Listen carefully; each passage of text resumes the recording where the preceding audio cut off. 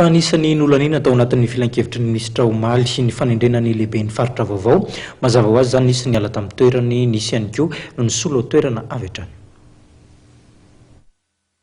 Lehibe ny faritra fito no nesorina tamin'ny toerany, anisan'izany ny lehibe ny faritra Vakinakaratra, Andriamatoa, Paul Razanakolona, ny lehibe ny faritra Nalanjorofo, Saina Michel, ary ny lehibe ny faritra Menabe, ny colonel Ratsimbalason Faharo.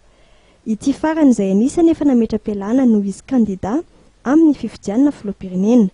Ireto kosa no lehibe ny faritra vaovao izay ahitana administrateur civil 10 dia Saïd Ahmad Jafar, lehibe ny faritra Boeny, Gilbert Romain, lehibe ny faritra Menabe, Andriamasimanana Samuel Bertin, lehibe ny faritra Vakinakaratra, Rasoanef Francis Odilon, voatendry lehibe ny faritra Itasy, ary Razafimaro Joseph, lehibe ny faritra Moromani. Ny mpitsara Ramaro miisa Sylvestre José Mathias no lehibe ny faritra Nalanjorofo vaovao.